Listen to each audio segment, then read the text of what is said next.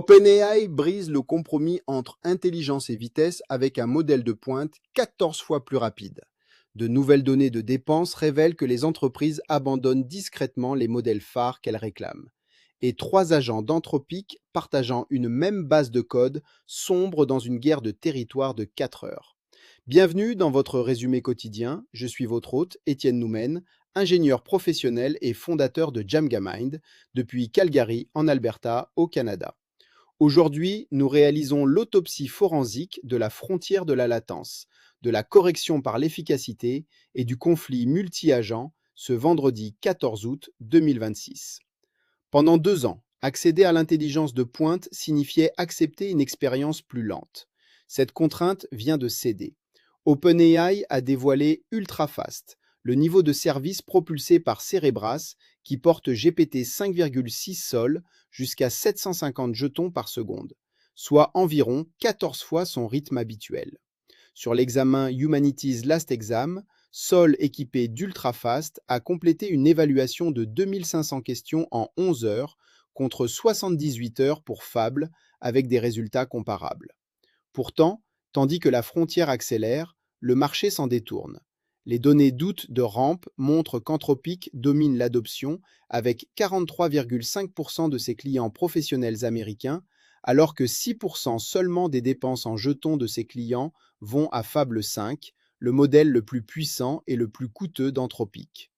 L'économiste en chef de Ramp l'a formulé sans détour, davantage de performance ne vaut pas son prix. Les modèles open source et chinois ont grimpé à 6,1% des clients investissant dans l'IA. Dans ce contexte, Google a lancé Gemini 3,7 Flash en maintenant son tarif à 75 cents par million de jetons en entrée, tout en gagnant 10 à 15 points sur les tests de codage de référence. L'ère de la mise à l'échelle devient discrètement une ère de l'efficacité. Mais tandis que les agents individuels accélèrent, les groupes d'agents échouent dans une toute autre direction. Anthropic a publié une étude plaçant 3 agents Claude comme copropriétaires dissimulés d'une même base de code, chacun chargé d'une réécriture dans un langage différent, sans propriétaire désigné, ni politique de résolution des conflits. Chaque action a été interprétée comme hostile.